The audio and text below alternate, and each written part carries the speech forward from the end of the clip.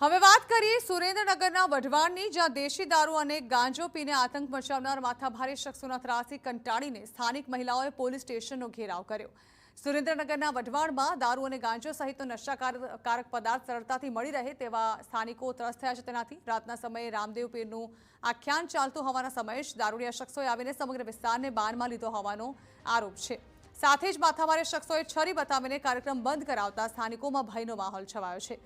સ્થાનિકોનો આક્ષેપ છે કે નવા દરવાજા બહાર કોડીપરા વિસ્તાર સહિતના વિસ્તારોમાં દેશી દારૂ અને ગાંજો મળી રહ્યો છે, જેના લીધે અસામાજિક તત્વોને નશામાં ધૂત થવા માટે મોકળું મેદાન મળી ગયું છે।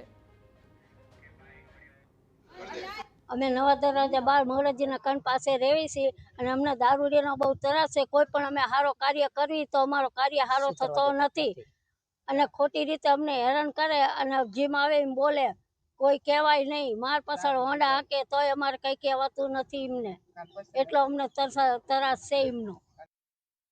સ્થાનિકોનો આક્ષેપ છે કે દારૂડિયાઓ બેફામ થતા મહિલાઓનું ઘરની બહાર નીકળવું પણ અઘરું થઈ ગયું છે। ત્યારે મહિલાઓએ પોલીસ સ્ટેશનનો ઘેરાવ કરીને અસામાજિક તત્વો સામે કડક કાર્યવાહી કરવા અને નશાનો કારોબાર બંધ કરવા માટે માંગ કરી છે। સાથે જો કાર્યવાહી નહીં કરવામાં આવે તો ધરણા કરવાની પણ ચીમકી ઉચ્ચારી છે।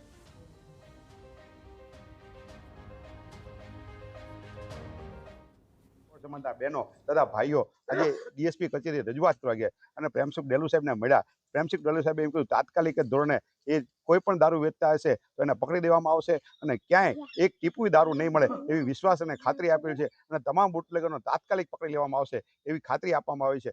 જો આ તાત્કાલિક આ બુટલેગરોમાં આજે પકડવામાં નહીં આવે ત્યાં સુધી આ તમામ ઠાકોર સમાજના ભાઈઓ તથા બહેનો છે એ અહીંયા પોલીસ સ્ટેશન બેસશે। જ્યાં સુધી અહીંયા નહીં લાવે ત્યાં સુધી અહીંયા બેસી અને એમની સામે ધરણા કરશે।